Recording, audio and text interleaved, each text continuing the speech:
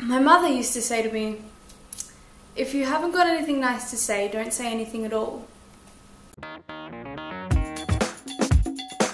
So now I always find something nice to say.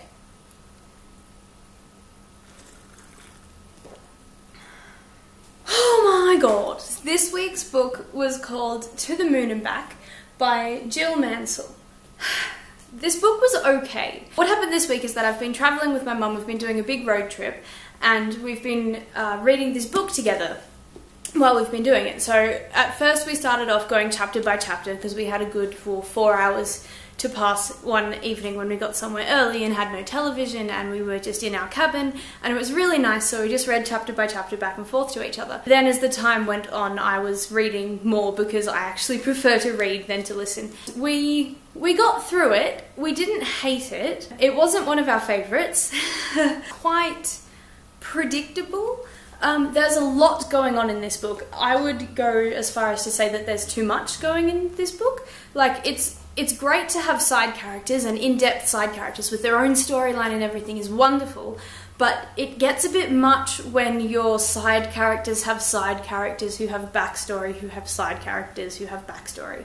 Like, I think that it was just a little bit too intense with too many characters. Some of the drama was just unnecessary and you just were like, really? There's more drama? Can't we just get on with the storyline? This book was good. It was kind of like watching television, but rather than being something I actually watch, it was more like watching some Days of Our Lives. It felt a little bit forced and overdramatic. There was just too much going on, such drama, like too much drama. So what happens in this book is that there's this girl named Ellie. And Ellie's husband dies in a car accident pretty early on in the book, and it's very sad. She's never going to fall in love again, and she moves and gets this new job with this new boss, and the boss is completely smitten with her, and she is just getting over all this grief, so she doesn't even see him that way, and then as the book continues, she heals, and then the mutual attraction starts to happen. There are so many other things that happen, but it was still predictable. So every twist that happened, you kind of knew what was going to happen anyway. There's this one point where she imagines some stuff, and I think it would have been better had she thought that stuff was real, so she could actually be more reactive to it. It felt like it was more just her playing with imaginary friends than actually going through the grieving.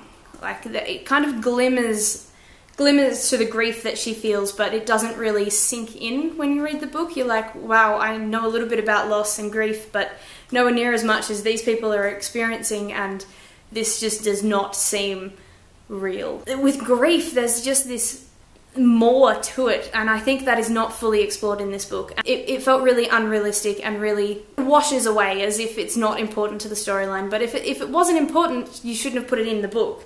So there's a lot of that in here. Like, there's a lot of dementia mentioned in here in some places, and I have experience with dementia and dementia patients, and this is just not the same.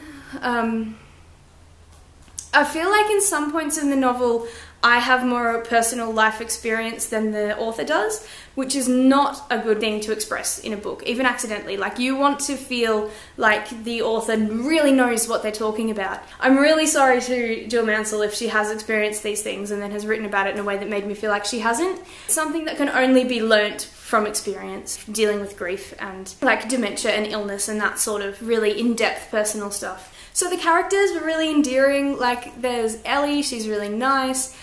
She does tend to be a little bit of a compulsive liar sometimes, but it's good to have character flaws with your characters, so it was nice to see that come through. And Rue is her best friend. She lives across the street. She's really bouncy and fluffy and bubbly. In the writing process itself, she seems to offend a lot of people.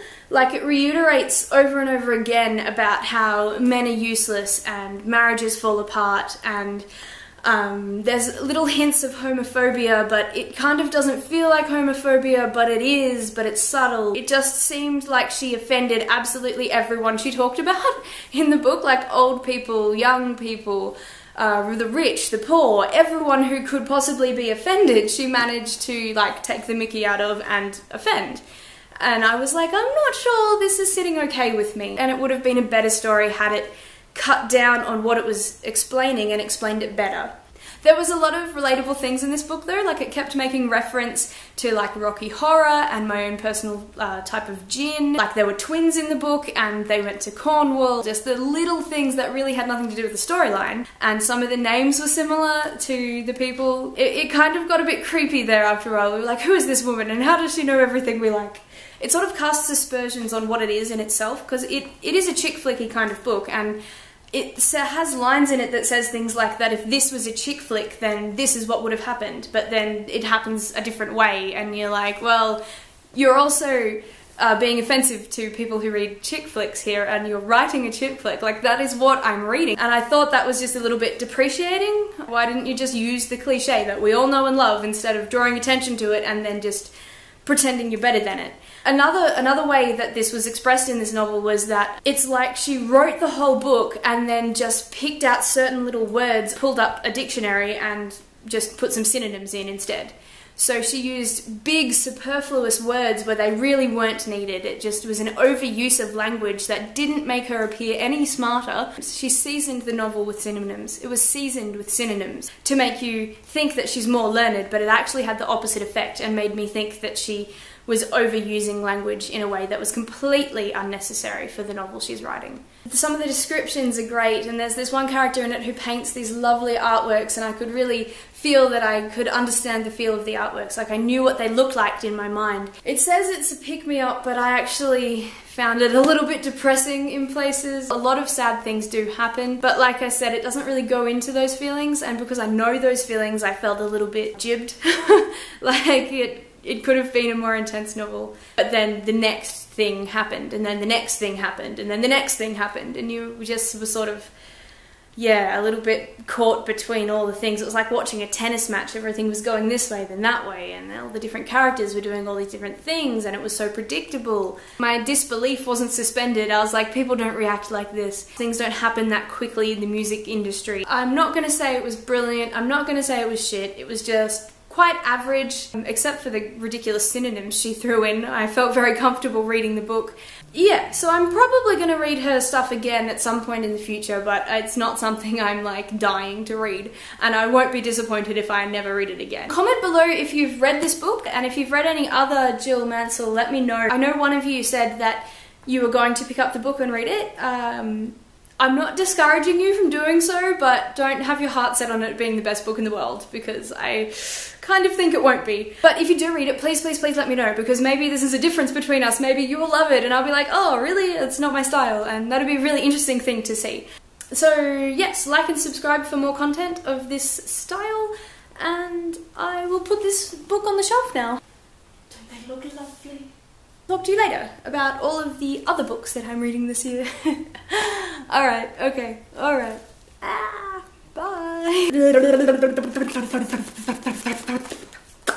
So the author kept using words. Fuck.